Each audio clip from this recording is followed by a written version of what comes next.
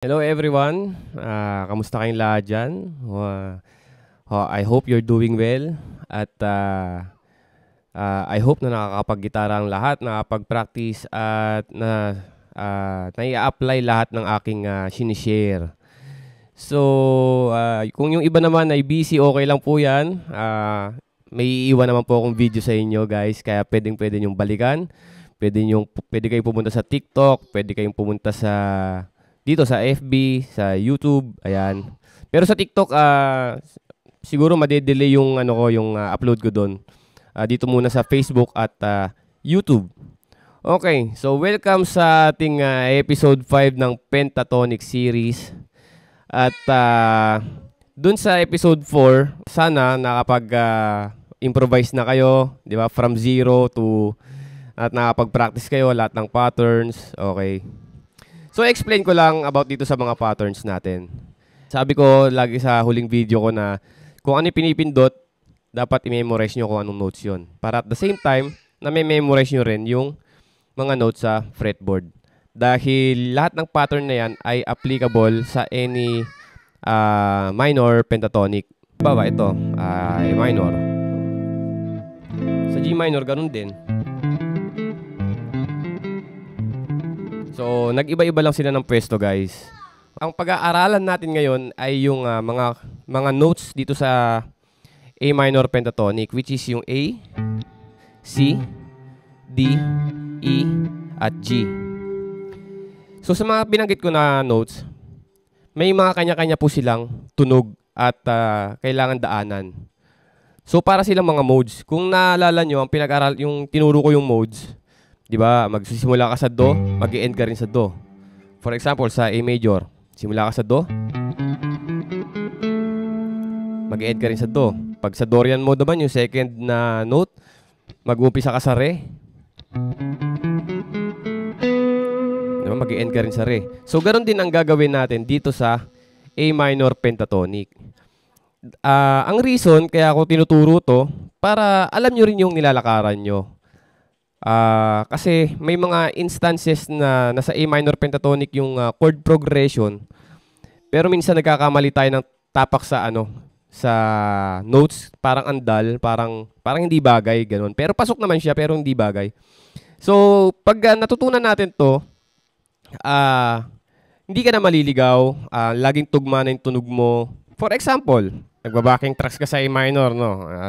Tapos ang ginagawa mo, yung usual na ginagawa mo, yung parang pattern, yung rumble-rumble. Okay? So, walang masama sa pag-rumble-rumble. Kasi kaya ako tinuro din sa inyo mag-rumble-rumble ng notes para ma-familiarize din kayo sa mga tinatapakan nyo. At sa tunog. Ang importante yung tunog eh. Okay? So, ito, halimbawa ito, backing tracks, tapos rumble-rumble lang ang ginagawa ko. Pakinggan nyo.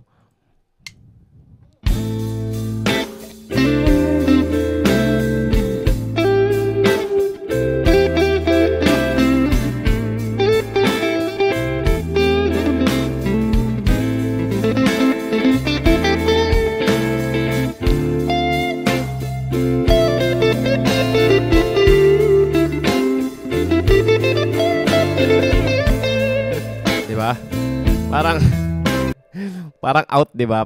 Pero ano siya, A minor pentatonic. Tulad ng sabi ko, mag-start tayo sa A, mag-i-end din sa A. Okay? Mag-i-start ka sa D, end din sa D.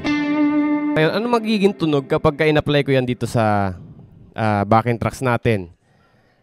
Take note, meron akong chords kung kailan papasok yung chords. Sana hanapin niyo sa YouTube ito. A minor blues backing tracks, best backing jam tracks. May notes kayo makikita kung kailan siya lilipat. Okay? Para nakakatulong yun para prepared kayo sa paglipat ng notes at masanay din. So, ito. Okay? Pakinggan nyo mabuti. Hindi ko na-arte yan, susundan ko lang.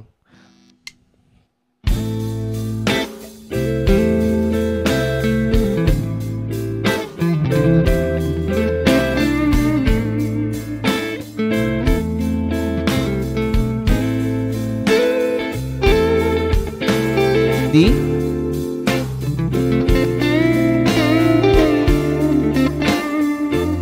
balik sa A,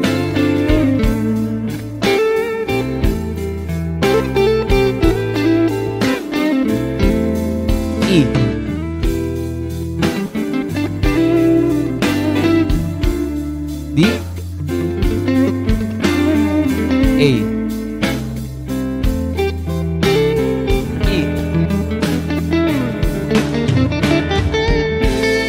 ulit.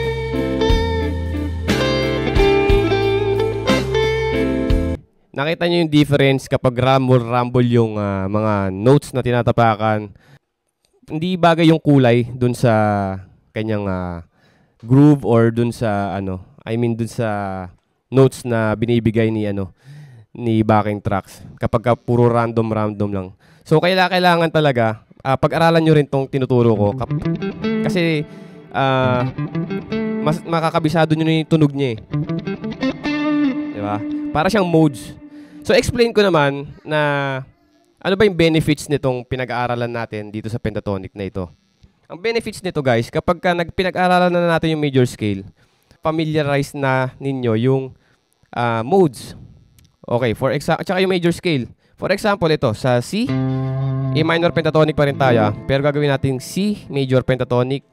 Well, sa starting point ko lang naman is C, kaya naging major pentatonic. So, ito yung yung shape niya. Okay? So, pagka ginawa kong yan, C major scale, Do, Re, Mi. Di ba? Pero yan lang yan, no? Dinagdag ko lang sila. May dinagdag lang ako. Okay? Pagka sa modes naman, ganito rin. C lead dyan. Ang root nun is G. So, ganito. Ayun. Ang starting point mo is C. Ang end point mo is C rin. Okay, C major pentatonic, which is relative lang din naman ng A minor. Ayan. Ito naman yung C major scale, Do, Re, Mi. At ito naman yung C lead dyan. So, kung napapansin nyo, nagdagdag lang naman ako ng mga pinindot ko. So, kapag nasanay na kayo dito sa parang mga modes ng A minor pentatonic, tas i-apply nyo sa major scale, pati mga modes, magiging madali na lang sa inyo. Okay, gets ko na. Magdadagdag lang pala ako ng mga notes dito. So, ayun, i-memorize nyo lang muna yung yun nga ito, yung sa parang mode sa pentatonic. A, D, tapos G, and then C. Di ba? I-memorize nyo lang yun sa lahat ng patterns. So, kapag pinag-aralan na natin yung major scale, petics na lang kayo. petics na lang kayo, guys. So, ayun guys, yun lang naman. Maraming salamat sa inyo. God bless sa inyo lahat, guys. At kita-kita tayo sa susunod dito sa episode natin. At yun, ulitin ko, sa Facebook at YouTube na lang muna ako mag-upload ng mga tutorial. Sa TikTok, dun lang ako magla-live. Okay? Maraming salamat sa mga friends ko sa TikTok. Hello sa inyo. Ingat kayo lagi, guys.